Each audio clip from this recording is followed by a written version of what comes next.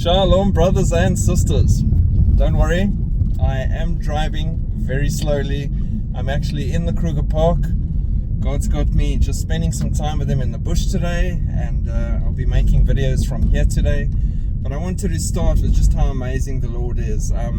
So I stopped quickly to put in, you guys would say, putting in some gas. I put some gas in, and when I was there, the guy who was assisting us, because in Africa they put it in for you, and his name is Stephen. So I said to Stephen, just felt prompted, and I said, Stephen, do you know your name is in the Bible? And I started sharing with him about Stephen from the Bible, and you could see he went from having a really bad day to shock, wide eyes.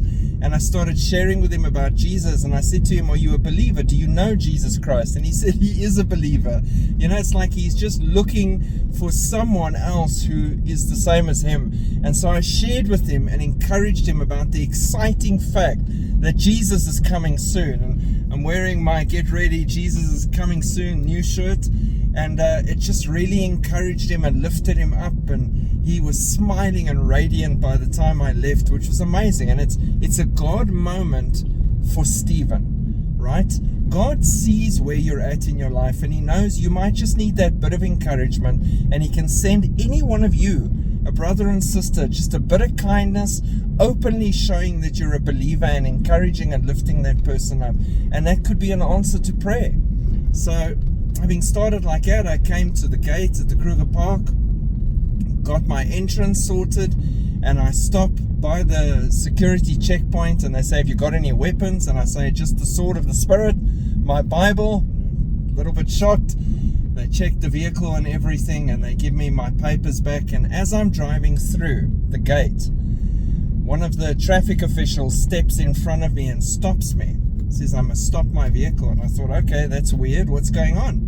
So I stop, open my window, and he comes to me and he reaches in through the car and he gives me his hand, and I take his hand, and his name is Andres, so Andrew, and he says to me, I love what I see on the side of your car, this message. And that was, of course, you've triggered me as a pastor, and off I go. So I start ministering to him about Jesus. We're talking about all these things. I'm uplifting him and just encouraging him.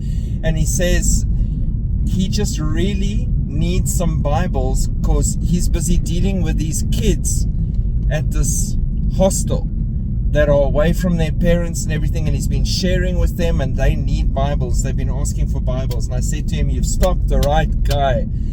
Give me a second. I pull off against the bush there on the side. I hop out, and now I go to the boot, open up, and I give him the Gospel of John, a thick pack of them for the children, explain how to use that for kids, why it's the best. I hand him a whole bunch of New King James Bibles, give those to him, and some other media and things that he can use as well. And again, just encourage him as a brother in the Lord. And he says to me, like almost tearfully, you know what, this morning I prayed and I said, Lord, you know what I have need of with these children and everything. And he's a traffic official, but his heart is with this ministry to these children. He said, Lord, you know what I need. And here he is in the middle of the Kruger Park by a gate, far from anywhere where you could get any sort of tangible answer or anything. And God has sent me, this ministry that drives around with Bibles, to him at this gate to supply his need and give him encouragement. And he as well, almost tearfully, that he now has a new Bible. He's got Bibles for the children.